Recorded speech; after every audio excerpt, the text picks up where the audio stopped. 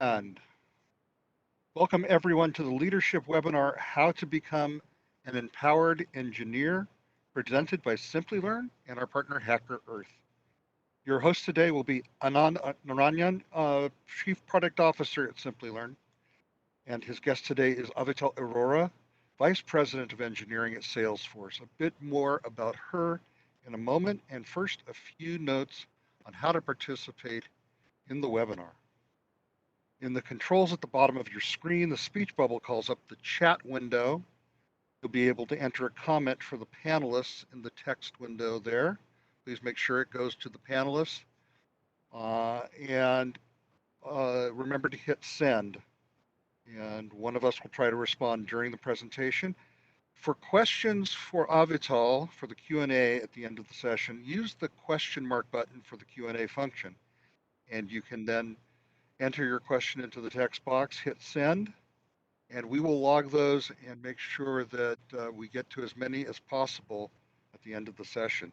Now going to turn it over to Anand to introduce Avital.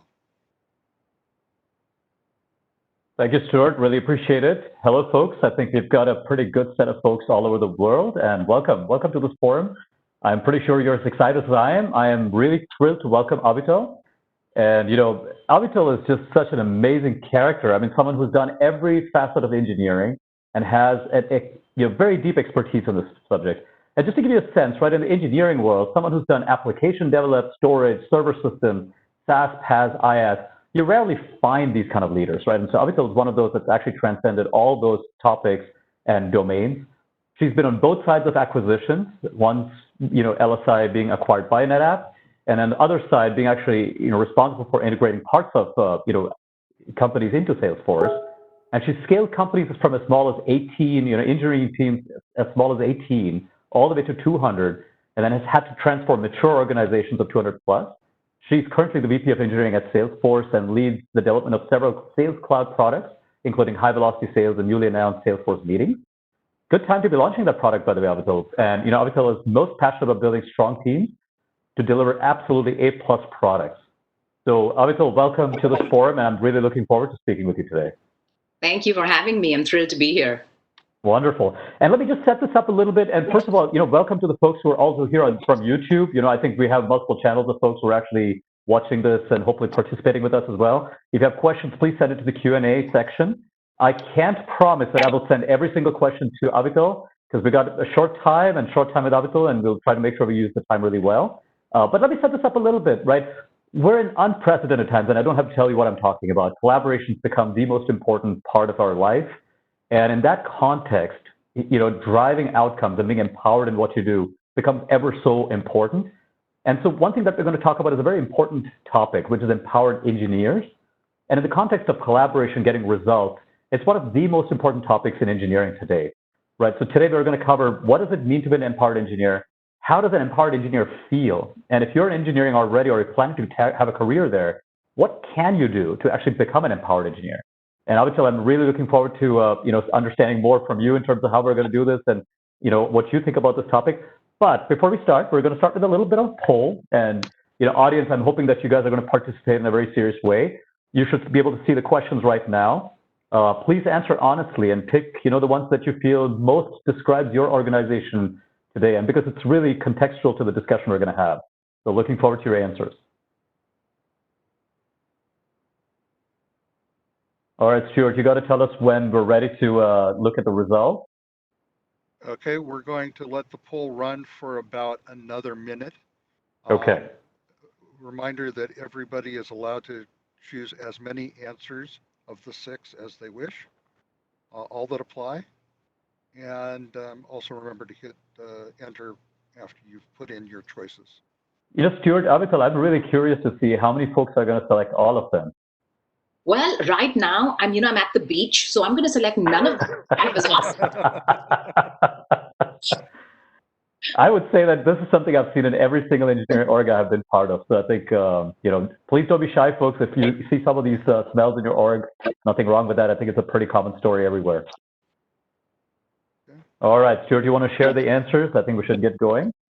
Okay. I'm going to close the poll. You have about 20 seconds before the system closes off all answers. So please get your last answers in, and we will share in 5 seconds. This should be pretty easy. I think people should be able to very quickly pick the choices. All right. What do we have? We have products are not, oh God, it's actually showing me partial. Products are not fully thought through, fail to hit the need of the customer. That's a big one. Estimations from engineering, always higher than product and design believe they should be in reality. That's a big one. And I'm surprised that tech debt seems to be a small problem. And frankly, that's the first time I've seen that. I've seen tech debt actually being a problem in most places. So, okay, that's interesting. I'm not surprised that engineering wants to re-architect because the vision presented has actually changed. Happens a lot. So Amital, I think there you go. I think you've got a pretty good sense of what's happening here and not surprising at all. So let's start with, the basics, right? What is an empowered engineer? What does that even mean? Because I think it's one of those, statements that can mean so many different things. So why don't you help us understand what that really means?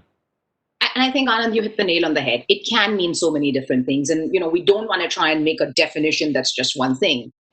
So, I'll start with, first up, early on in our careers where the normal things to do is to focus on, bug-free, elegant code. And that's awesome, right? That's what we should all strive for is, we graduate from that into we're designing really awesome systems, performant, scalable, fault tolerant, whether you're writing UI or a framework or you're writing a distributed system or a database, you want to be a solid engineer. There's no question about that. And we've got to build a strong base, right? Now, what sets us apart? So basically everything we talk about, from this point on, Anand, as you'll agree, assumes that you have a strong base. Because if you don't have that, then the rest falls apart, right? Absolutely. But you're doing all of that. And what sets people apart is, I would say, somebody who takes the time to really understand the real use case, right? What problem are we trying to solve? Why are we solving it? And, partners with key stakeholders every step of the way to achieve that goal. It's not go off in a little corner, I'm going to go to my cave and go write this code. That's not the answer. The answer is really take the time, whether you're building a new feature, whether you're trying to solve a customer problem, or you're even fixing a regression, really take the time, not just ask for PM requirements, but take the time to understand. And if you understand the why, you will ultimately build a better what, right? And then you'll go back to your basic principles of the how, which is your awesome code, your fault-tolerant system. You use those same principles every step of the way. But if you understand the why and you're thinking about the end-to-end ownership, you will end up with a much better result. So that's what an empowered engineer is, somebody who's thinking about that and somebody who's partnering. Yeah, and I think Amital, maybe the essence of what you're saying in some sense is someone who really understands the problem statement, understands the customer a lot better, and is able to, as a result, come up with much better solutions. Yeah. But, Amital, I'm going to take offense at your answer here, because you know what? I'm a product guy. And, when I listen to your story there, I'm thinking about, then what does the product guy do, right? So how do you take this one in a real world scenario? You have a product manager saying, look, the customer and the use case is my problem, not yours. So stay in your little engineering box and don't come in my box. So how does this actually work in real life? I think that's a really good question, Anand. That, knowing you're a product guy, I knew you'd ask me that. See, one thing is I don't believe in boxes, but the other thing is, absolutely, designers and product managers should be spending almost all of their time with their customers. And by the way, be it end customer or an internal customer, right? There's different parts of the stack. You may just have internal stakeholders. So absolutely, product managers and designers own that relationship. So I think what you're asking me is two things, like, why should we do this and how should we do it? So maybe let's break that apart. Yeah. So I think the why to me is, you're really good at writing algorithms. You're recommending next best actions. You're optimizing your pre-fetch code to make sure, you've got responsiveness improvement. So why should you be talking to a customer? And, I'll take this and say, I don't think I have ever felt the pure pain and joy as I have felt when I'm actually talking to a customer and then, they look at this complex configuration page that I put in because I wanted to give these customers all these choices, right? You can do X and Y and Z and, pick your configuration. But the customer's main goal is not to use my product. It is to use my product to achieve their business goal, right? And the joy you feel when you see that they're using your page, but the pain you feel when you see them saying, I don't want all these choices, you really didn't need to do all this. I think experiencing that firsthand gives you really that sense of ownership and that sense of understanding, right? It really helps you get that bigger picture of what you're trying to build. Sorry, go ahead. Yeah, I think you said the joy and pain of watching customers use the product. I think that makes absolute sense. And just a little anecdote, I think the first time I was an engineer, a long, long time back, I was actually sent to the support floor, and I was asked to spend 2 weeks actually taking calls. So I totally understand, what Yeah. you're saying. Yeah. And, I think what you're saying makes a lot of sense. But I think, obviously something that's also still a little unclear in my mind, right? You talked about an engineer being a partner in some sense to the design and product teams and getting things done, right? So how does this play out on a day-to-day basis, right? So we talked about potentially getting closer to the support floor, getting closer to the customer, potentially understanding that better. Now, of course, you said the product design guys or girls are going to go out there, go talk to the customers and understand these things. How do you propose in specific terms how an empowered engineer could do those things and get the information they need, but also take a sort of tech angle to that and understand exactly what they can do to solve the problem? Yeah, I think that's a great question, right? So the how of how we can do it. There's so many different ways, right? You could start off with actually just setting up your product end to end, right? I can't tell you how many times I've seen that we know our feature, our little feature that we spend a lot of energy building, but don't see the bigger picture, right? The whole end to end. How to troubleshoot that product? Your point of shadowing support for 2 weeks. I mean, I think that's a great one, right? When support is actually on the call and helping a customer figure things out, automatically from that, engineers can realize what they can do, little tweaks, maybe an additional log line one can add to make this debugging easier, maybe a really simple configuration doc that can be written that helps support answer things faster, that eventually lets fewer customer bugs come to the engineers, right? That actually helps all of us. And that's like what I call partnership. But there's so many other ways, right? It's support, obviously, but it's also so many of our products, apps will have app store reviews, product reviews. There's Reddit, there's other threads. There's so many ways that you can actually go learn about your product. You can say, hey, Miss or Mr. Product Manager, I want to shadow you for a day, right? And I think, by the way, you also have to be careful about what kind of calls you're in. I kind of classify these calls into maybe 2 or 3 ways. One is you're trying to sell. Like your product managers sometimes are just trying to sell the product as well, right? They're partnering with the sales teams. And if you want to go be a sales engineer, that's a great call to be on. But I find the ones that are more valuable is when a product manager is working with the customer to understand, they sold this product, it didn't actually work the way they wanted. Maybe we didn't hit the exact use case, right? That's when you really start to hear those things. So I think being in those calls really, it's a shadow, right? I'm not saying you should go speak up and try to solve the problem in there. Please don't try to do that. That gets us all into trouble.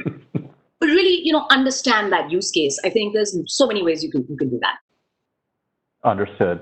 And in terms of some examples that you've seen in your past in terms of how this could work, right? I think you've had a lot of experience in seeing this.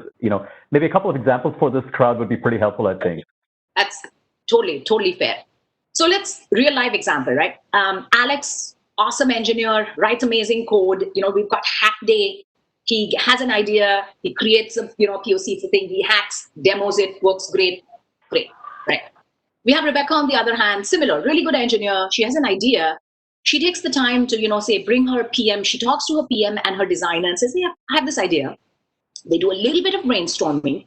And the PM and designer actually help her come up with what could be a POC, right? Now, while she goes off and she's writing the code and she's figuring out the design and everything, the PM actually, he's been brought into the fold, right? So he sits down and says, like, let me do a little bit more research and come up with what could be an MVP if we had to take this to market, right? And the designer, on the other hand, is saying, well, okay, here's how they could look like, and they're sketching things up, maybe really low fidelity mocks, right? And when they present this at the hack day, they end up with a presentation with a working demo, but also with some thought on here's what the features we would actually build in addition to this to make this a real product. And oh, by the way, here's some low fidelity mocks, right? So who do you think has a better chance of getting a product really into like productized, right? The latter. Now, absolutely. Right now, before we stop there, don't get me wrong. If there's a hack day, participate, right? Both Alex and Rebecca will end up having much better outcomes because they stepped out of their comfort zone and went and did this hack, right? So just because you don't have the partnerships with PM or UX, don't hesitate. Do the hack day, get yourself out there. But if you take that extra step and try to, bring your partners in, you will invariably end up with a better result. So I think that makes a lot of sense. And I think what I'm hearing from you a little bit is if you kind of get out of your comfort zone in some sense, and you understand the problem a little better. You work with the product and designers and get a little bit of a better sense of what actually will work. You end up building a much better product, right? Yeah. But now I'm an engineer and I'm struggling with, well, I've got to figure that out, but I also have to figure out, how do I create, and by the way, these terms are thrown around a lot, right? I have to build my MVP, my minimum viable product, or MLP, as it's come to be called now, minimum lovable product. And, the product manager wants 20,000 things, and here your designer wants another 20,000 things that you want to do. And you're crunched for time, and you got to figure out, okay, I understand the solution, I understand what the customer wants, but I have to now help the team figure out what's that minimum lovable or viable product. How do you think an empowered engineer plays a role in that specific, instance, if you may? How does that work? I think, Anand, you totally hit the nail on the head, right? And this came up in our poll question as well, where estimates from engineering are always much higher than product want them to be. And, ultimately it takes a village, right? We're all on the same team. So this is not about finger pointing and saying, well, we wanted this build, you're going to take double the time. But let's be real, right? I have never been in a situation where I had all the time and the size of the team I wanted to deliver the product I wanted. Like, it's always at least one of those things are short, in short supply. And I think, to your point, empowered engineers and engineering leaders, what they do is, again, I'll go back to partnership. So I sound like maybe I'm saying the same thing over again. That's not my intention. But it's that partnership where empowered engineers, they're not going to sign up to do double the work to get this product out faster. That's not the point. The point is to exactly to your question, figure out that MLP, minimum lovable product, which is what can we get, right? So I'll give you an example. We were trying to build this real-time alerts pipeline. Amazing feature, it shows you all your engagement, it gives you all your alerts in real time. Who doesn't want that? And, we had the tech stack figured out. We were doing two things in parallel, building out the backend, the storage space of this, as well as the UI, both being pretty technically challenging because you wanted your UI to be performant and all of that stuff, right? So the architectures are happening and things go wrong. They always do. And as things started going wrong, we started to do the de-scoping of where this is not going to make, we want to ship this thing in a certain amount of time to be first to market with this particular feature, but we're not going to ship all of it. And as our engineers worked through it, so the engineers were in this discussion, and the easy answer would have been, there's this set of things, let's draw the line here, let's ship it, and then we'll do another release, right? Easy. But we didn't do exactly, but we didn't do that. The empowered engineer story came in, where they came in, looked at that, they built up a mocking framework that allowed us to do a lot of work in parallel to actually get to this MVP. But in parallel, what they also worked through was the architecture we were building in the back end allowed us to do a whole bunch of aggregations and metrics that allowed us to do more reporting than we had originally planned. So we didn't get everything we wanted on the alerts pipeline itself, but we actually got something else using that same architecture that added value. And obviously PM was actively involved, but we said, this is great. These were likely features that would have been requested in a couple of releases anyway, right? But we were able to, yes, we delivered less on one front, but we made that release whole, if you will, by adding features that were not even originally in. And this was only possible because the engineers were in those discussions thinking about the bigger picture. Makes a lot of sense. By the way, this is probably, I'm going to take a little bit of a tangent. There's a really great question that's come up in the Q&A. And maybe you have real life examples of how you've seen this play out at Salesforce, right? One question that's being asked by Arvind is, with CRM tools, there are kind of two sets of users that you have. One is the end customer that the CRM is actually capturing the data for, and then the actual user that's using the CRM, which is the marketing team, the sales team. And I think a question that's very validly asked, when an empowered engineering product and design teams are actually looking at requirements, an example might be at Salesforce, are all these user, considerations considered? And, how does that play out when an empowered engineer is actually looking at all these different types of problems that they have to solve? So any insights there that you've seen firsthand? Very good question. And I'll tell you, there's also a third user we think about, which is the admin user, which is very few, right? Like if you, in the Salesforce context, you have very few admin users, but they are also super important because if they actually don't configure your product right, the other two users can't use them at all, right? So really good question, Arvind. And I would say, yes, spot on, where, you have to be thinking about all of these use cases. And actually, we now use a framework called the jobs to be done framework, where we're thinking about what are the jobs to be done by this product, right? What is this the persona we're solving for? And then which parts are we checking off for persona A versus persona B versus persona C? And usually what we'll try to do is, it's a focus thing, right? Where we'll say this release is focused on the end user, or this release is focused on the admin user, because if you try to do all of it, you're rarely ever going to get it right. Absolutely. So I believe, and again, there's got to be awareness of all three, but at least what I've seen work is pick a persona, really dig deep, and focus on that. So hopefully, Arvind, you got your answer. I think that covers more than you bargained for, I think. Avital, I want to switch gears a little bit. So I'm now an empowered engineer. I'm partnered with the product teams. I'm spending time with the design. I'm spending time with the problem statements, customers, and support. But of course, I've got my day job, which is to look at how's my architecture doing, how's my design doing, and am I doing code reviews? And there's a whole bunch of technical aspects that you also have to play. So in the context of the technical world, how does an empowered engineer feel, or how do you identify an empowered engineer on that side of the world, and what is their role in that space? Really, another really good question, Anand, because as we talk about empowerment, we shouldn't forget that empowerment is depth and breadth, right? You can't let go of that depth. So multiple examples, right, where you can think about, there was a time where we were deciding, we had to build a cluster file system. Should we build Raft versus Paxos? Deep engineering thought on, what's going to get us the end result, which is, by the way, leader election, right? So let's not forget that. It's all really good to have these conversations about algorithms, but the end result is efficient leader election. Which one's going to get us there, right? And I've had engineers dig deep. For weeks, they have not talked to a customer or an end user because that's the problem to solve, and that's a really solid problem to solve. On the other hand, we've had discussions about, we've got this app in native.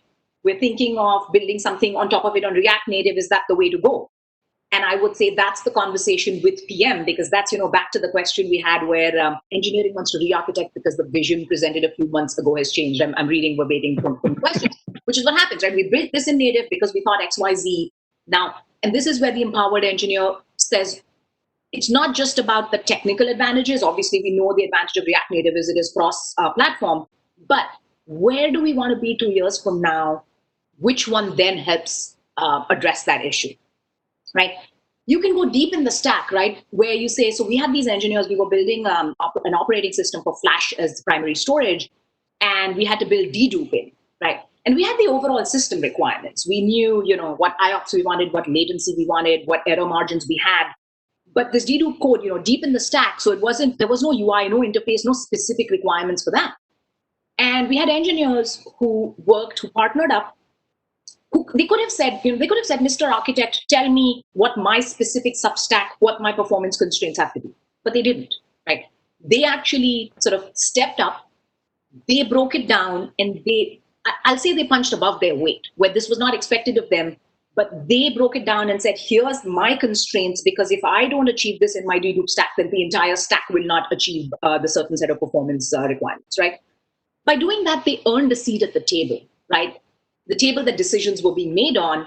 And from there on, they were invited to a lot of these discussions, right? So empowerment can absolutely be in the pure tech stack where pure tech arena, where you're just depth and again, it's about taking that ownership. And I think I see a pattern here, Avital, just to maybe summarize a little bit of what I'm hearing from you, right? I think if you take sort of a simple standard engineer in some sense, they understand a problem space, they try to break it down into, sort of technical space, and they try to build a product out of that. I think what I'm hearing as a common theme is to stretch into some of the roles that are around them, get a deeper understanding of those roles, and then apply that to make those decisions that allow you to get there in some sense. Is a common theme that I see over here, whether it's customer, product, design, or architecture. That's sort of the common theme that's coming across. Hopefully I got that somewhat right. Very well summarized, Anand. This is why you're a PM. You take all of that, summarize that into key requirements. Absolutely. And it also shows the fact that I left engineering a long time back, I think. Yeah, that's a good thing. And, Well, the last one really quick, right? So I tell you, when I listen to you speak about the empowered engineer, it feels a little bit of an engineering Superman, or Superwoman for that matter, right? Yeah. And so the question that immediately comes up is, now, great, I'm an engineer. Maybe I'm in the middle part of my career or the beginning part of my career, and I want to become that, empowered engineer that really changes the game. Yeah. How would you advise me, and how would I get there, right? What are the kind of steps I can take to get there? What kind of skills do I have to develop to get there? Great point. And, I would say the answer is slightly different if you're a brand new engineer or an engineer who's, new to a team, in which case for both of those, I would say if you're new to a team and you're just establishing yourself, really focus on that. Like figure out what the hardest problem on the team is, maybe what the grunt work is that nobody wants to do, right? Take that on, do a really good job, right? Establish that trust, because I think everything else we've talked about works when there's trust in the team, right? Because otherwise, you're this awesome engineer, you're kind of taking on new things, but maybe others around you are looking at it as, they're like competing with you. And that ultimately, that's not a good place to be in as a team, because these are not individual roles. These are all teams that deliver products. So establish yourself, earn the respect and the credibility with the team, because then, you move forward, right? You've been there for a while and you feel like, you've heard some good ideas and you want to go stretch, but you're not getting there. I would say find a mentor, and again, it doesn't have to be an official mentor, right? You see someone who's doing this well and you are not yet doing it. Learn, observe, ask them if you can shadow them. By the way, I have never, earlier in my career, I used to be shy about, reaching out to like people 2 levels above me and asking for help. But what I've realized as I've grown is nobody ever says no. Like all of us like a little flattery, right? If you said, hey, you do this really well, can you help me with this? Nobody would say no. I mean, unless they're super busy or they're super whatever. Take the time, be bold and ask for that. And last but not the least, I would say find a good boss. Like if you've thought of some of these things, or as we were talking about it, if you said, oh yeah, I'd like to do that, but my manager would never agree, boy, you're in the wrong place, right? And that's a whole different topic of how managers can do more to empower their teams. But really, the goal of engineers and engineering leaders is to empower each other around us. So find a manager who will say, hey, you want to do this? Let me help you, right? Let me help you build the connections, or help you get there. Avital, I think you kind of got into a topic that was asked on the Q&A, and so they're not going to go deep on this, but I think we should answer that question that came up. The question was exactly about management in the context of empowered engineers, right? The question is, in this context of trying to build a team of empowered engineers that can actually bridge the gap between product design and engineering, what does a manager's role feel like? And I know this is a topic on its own completely, but maybe some tidbits of wisdom there that you could share.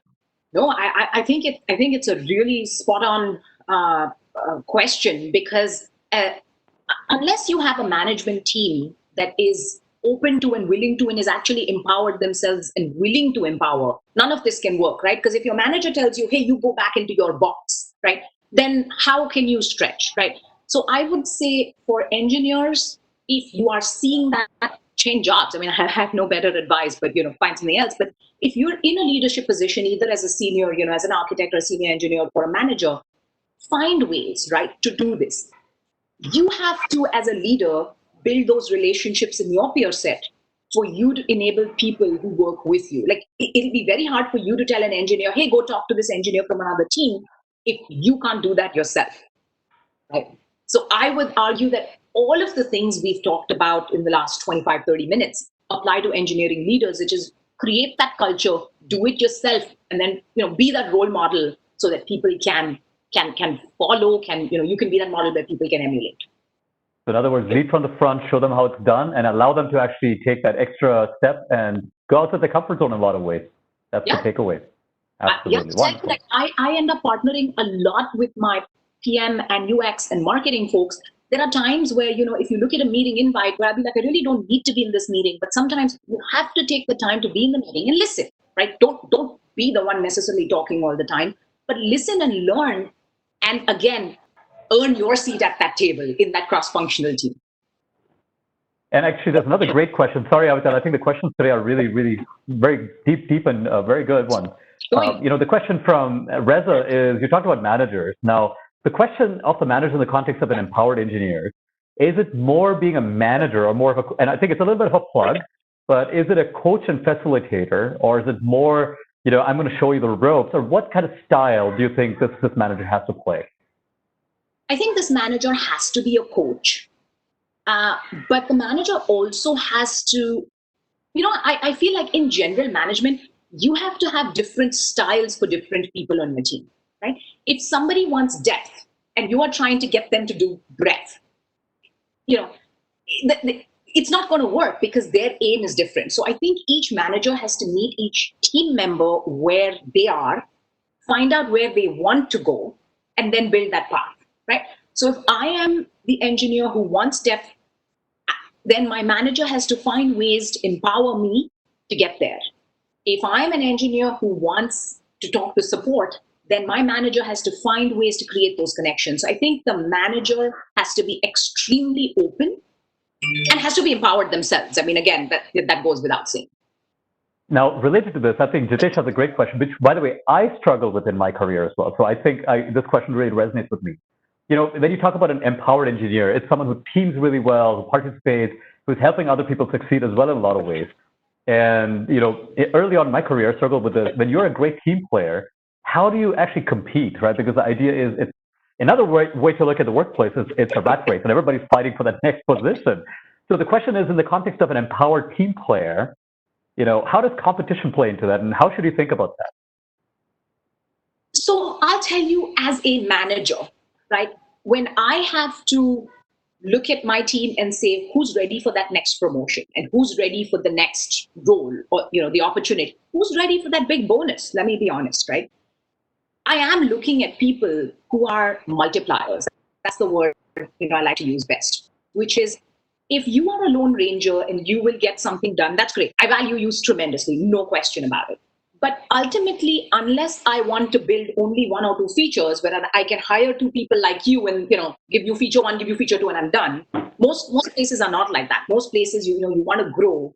And the way to grow is to have this team where people are helping each other so that eventually one person can scale more, right? Not just do their thing and walk away. So, but again, right, you have to recognize what kind of organization you're in. Like that's the first thing. If your organization and manager values and recognizes the person who from 9 to 5 writes code, goes home. Well, we're all home now, so, you know, whatever. But 9 to 5 just codes and does nothing else. If that's the recognition, like if you see around you that that's the work that's getting recognition, then you either do that or you leave and do something else, or best, you actually talk to your manager about, hey, what is it that, you know, you value?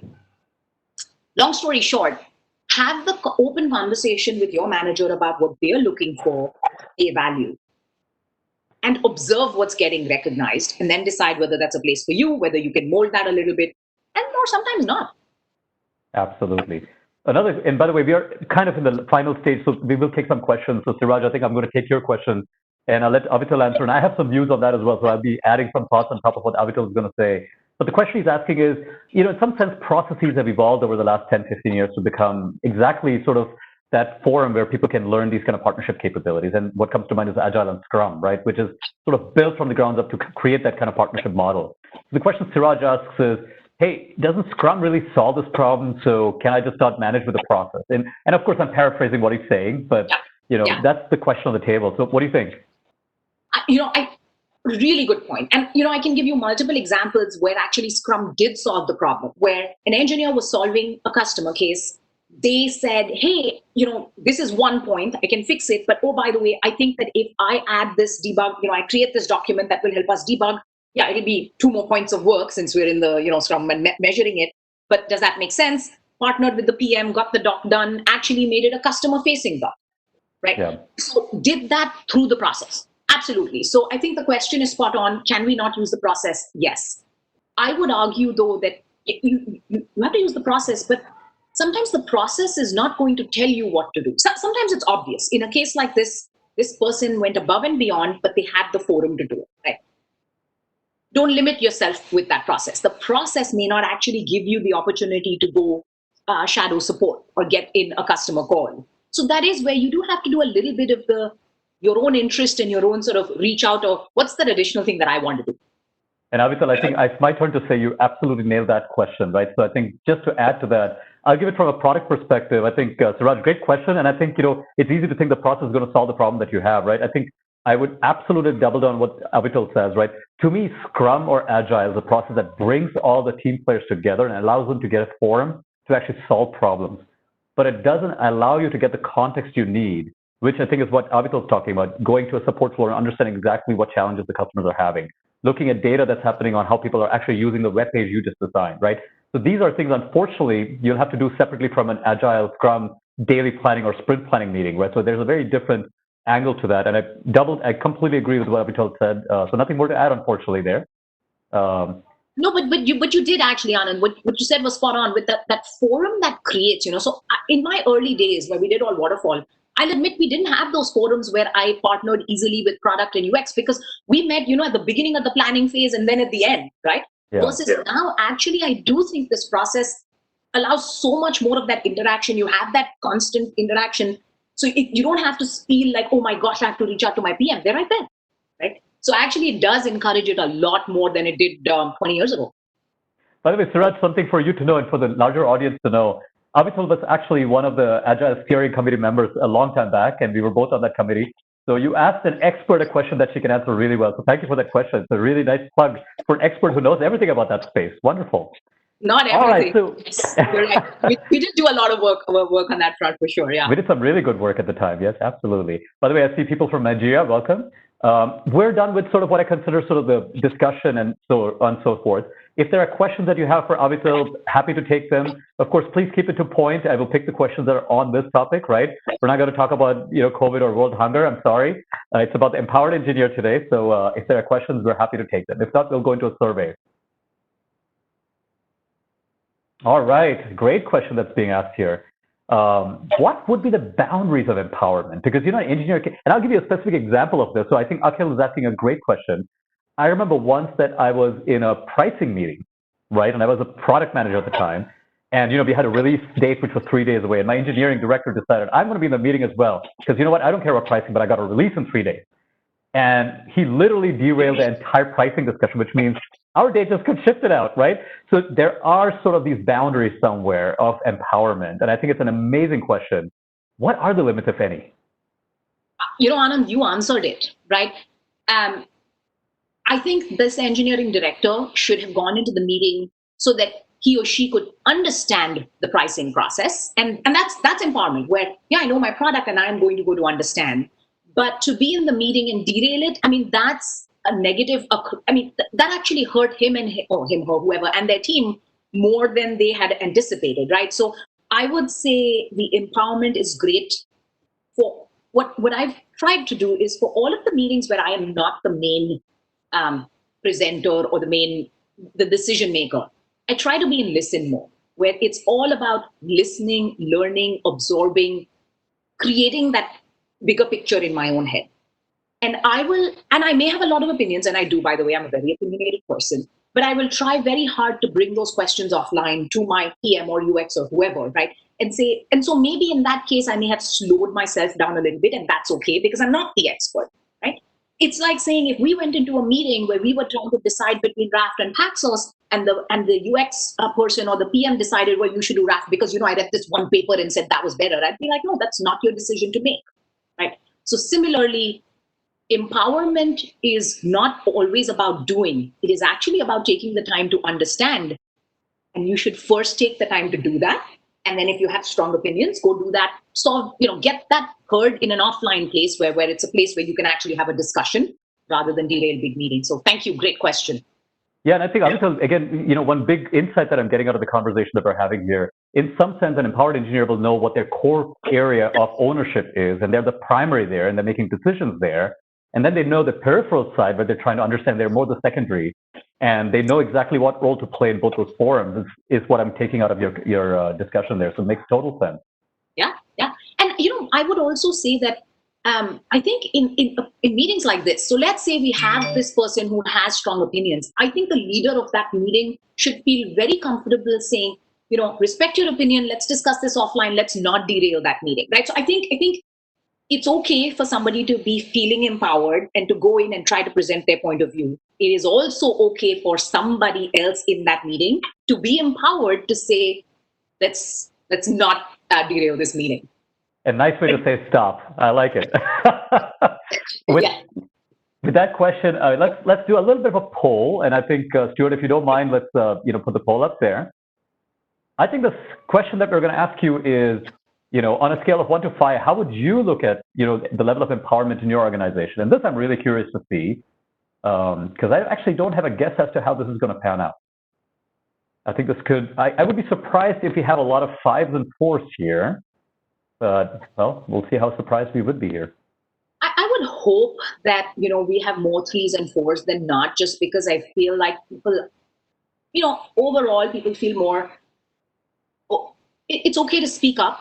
I actually, weirdly enough, we're in a weird time, but I feel like in some ways, all of us being on, Zoom, WebEx, whatever, I think it's actually bringing more normalization, right? Where more people, like otherwise you have the situation where some people are remote in a distance office and they're not speaking up, versus now we're all in the same boat, so to speak. So I hope it's actually helping. Yeah, well, and you're right, actually. It does change with this whole sort of work from home situation that we all find ourselves. So let's see what comes out of it. So, Stuart, let us know when we're ready to look at the results. I'm really eager to see what comes out of this. Okay, we'll give it another 20 seconds. Please get your answers in.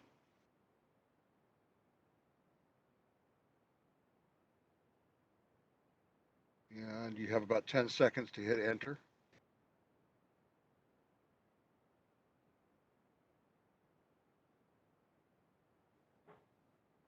Three, two, one.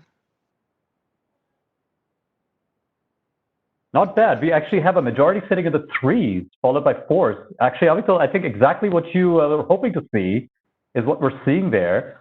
So the positive thing out of this poll is that organizations are already starting to move in that direction, and I think the fact that we have very few 5s still means there's a lot of opportunity for us to hopefully influence that organizational culture there.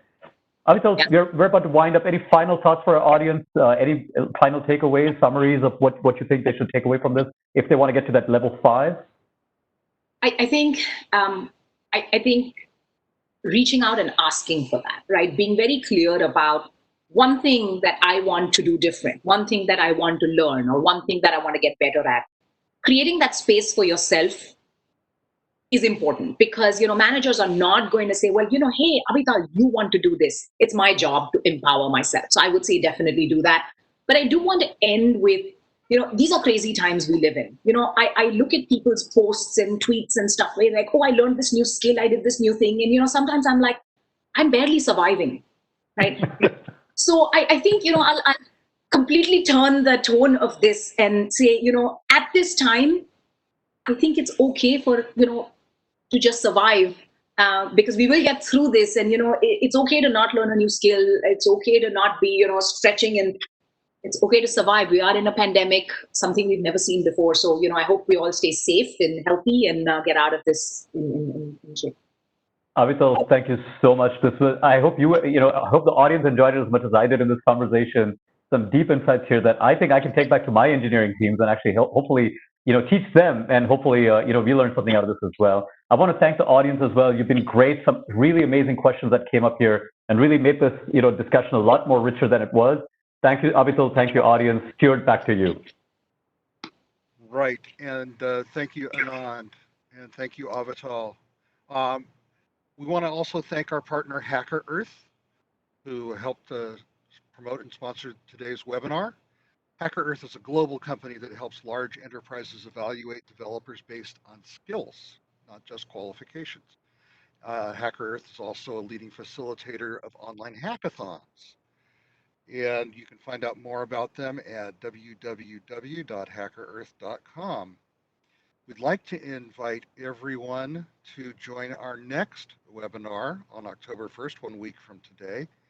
I'm sorry, I have the wrong title for that. It is not another how to become a empowered engineer.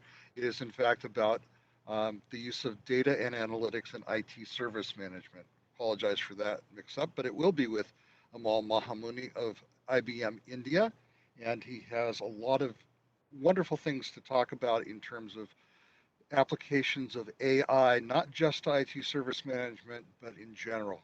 So please do join us for that.